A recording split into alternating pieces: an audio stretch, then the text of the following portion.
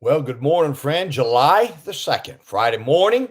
And of course, July 4th weekend. Don't miss church this Sunday just because Sunday is July 4th. The best place to be is in church on July 4th. That's what America, many of the forefathers, they fought. We became independent from England because we didn't want the church or the country to tell us what church we had to go to.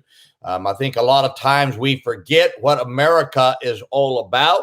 Let's not forget that they did not want the government to tell them what church they had to go to. And so truly America was founded on God, Jehovah God. And our forefathers certainly fought for that. Many of them gave their lives for it. Innocent blood was shed, 240, I think 45 years. We're getting close to that, maybe 47. I can't remember the exact number, but but we have to understand it's a privilege, 245 years to have freedom and living in America, a free nation. And let's never take it for granted. This weekend, you be in church and bring someone with you. And I know I have some people in our church that have been asking me to pray that they would have some family members come to church with them this weekend. I'd certainly encourage you to do so. If you're traveling, still go to church. Just because you're out of town away from your church doesn't give you a pass not to go to church. Not forsaking the assembling of ourselves together. Be in church, and God will certainly bless you for it. I want to read to you this morning from Hosea chapter 2 and verse 7. The scripture says, "And she shall follow after her lovers, but she shall not overtake them.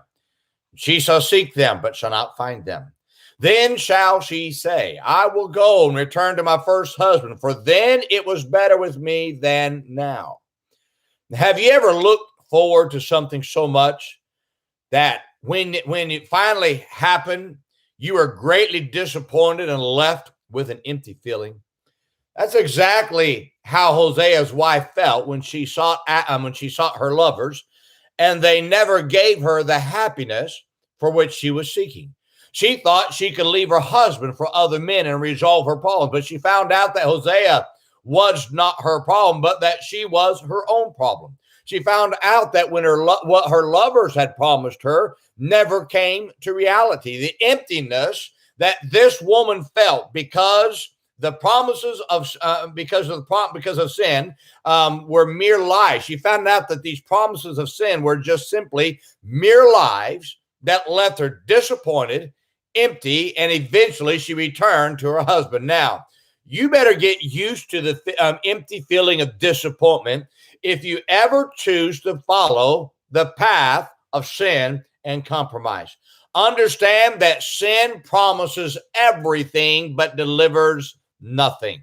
Sin says it will make you happy, but it leaves you in tatters, wishing you could go back to where you used to be. But sin's season may initially be pleasurable, my friend, but its harvest is emptiness, disappointment, and heartache. David figured this out. David figured this out, that sin was always an empty hole.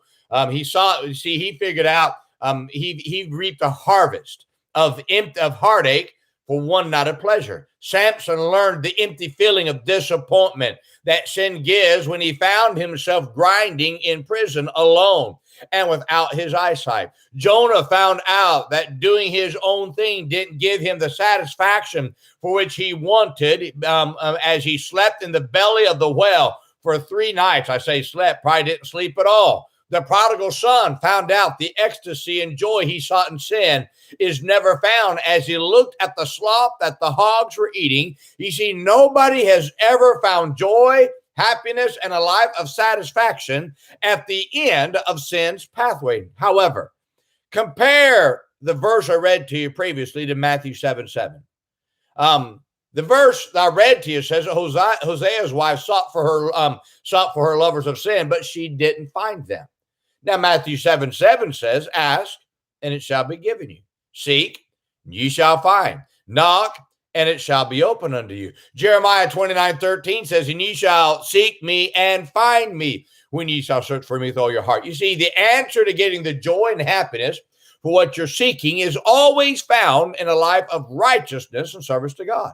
The difference between the world's promise of pleasure in life, and God's promise to find him is that sin's pleasure is temporary, and God's presence that you find in a life of service and righteousness is satisfying and brings happiness.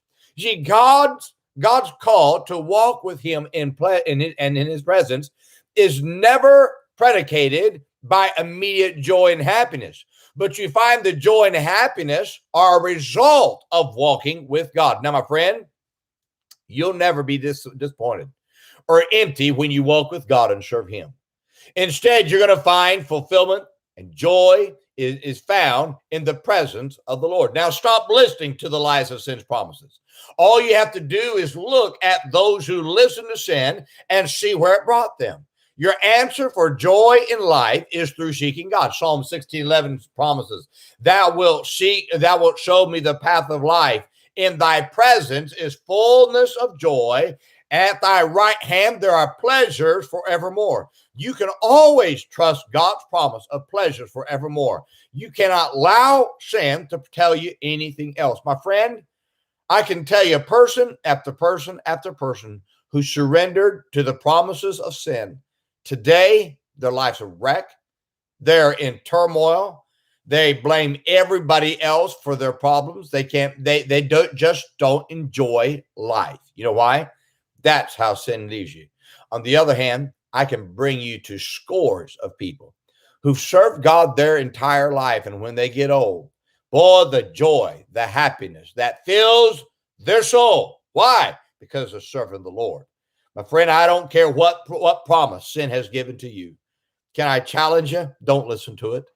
Can I encourage you and tell you it may satisfy for just a moment, but at the end, it leaves you empty. You do right. Immediately, you may not find that satisfaction, although I believe you will. I believe that the joy and the fulfillment of doing right comes at the end. And my boy, let me tell you something. You'll look at life at the end of life and say, wow, thank God I did right. That doesn't mean we're going to be sinless. It just means that we do right. We deal with sin immediately. Don't fall for the pleasure of sin for a season. It'll destroy you, leave you empty. If you want to get used to the empty feeling, live the life of sin. If you want to have a full feeling of joy and happiness, serve God. And you'll always find that. I hope you have a wonderful weekend, my friend. Remember this weekend, be good to everybody. Everybody's having a tough time. Have a great day, my friend.